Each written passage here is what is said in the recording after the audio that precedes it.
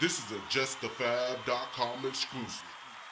And so, what was this experience like for you, just with all the drama and everything that happened this season on Love and Hip Hop? Oh God, I'm trying to move beyond all of that. But I mean, listen, it was an amazing experience. It afforded me an opportunity to be a part of something that was incredibly successful. So I certainly will never knock that.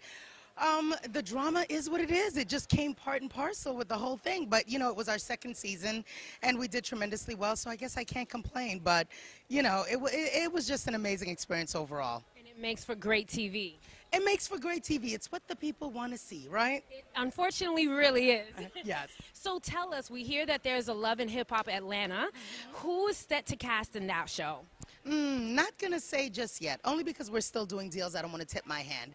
But we are, you know, up and running in Atlanta. We're in pre-production now. Very, very excited. I'm talking to some amazing people who have some incredible stories. So I think we're going to do right by the show. You know, we set the bar pretty high with New York. So we have, you know, a huge kind of shoe that we have to fill.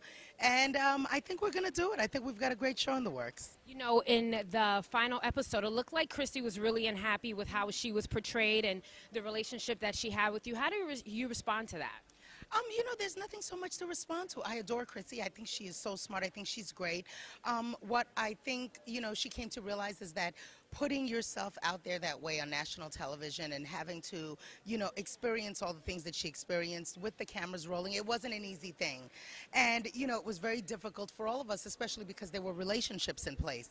So right now, you know, what I'm kind of doing is giving her some time. I'm hoping that in time, you know, things will calm down and she'll feel a little bit better. And I think once some of that smoke clears, she'll have an opportunity to really reflect back on the relationship. And I trust the fact that she knows that, you know, I really care about her, care about Jem. You know, their engagement was one of the highlights of my producing the show. And I'm sure that they will kind of realize that some of the stuff that happened was unfortunate, but it was in the course of making the show and that it has no bearing on our personal relationship. So. And what about Yandi? What was her experience like on the show?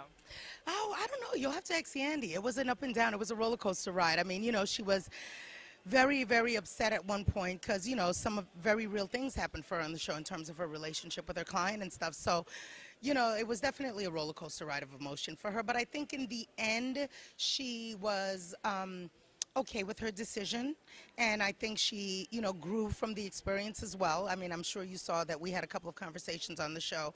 So I think overall it was good for her, but I think it was definitely a major kind of turning point in her life doing the show and the things that transpired during the course of it. Now, how will Love and Hip Hop Atlanta different from the Love and Hip Hop New York?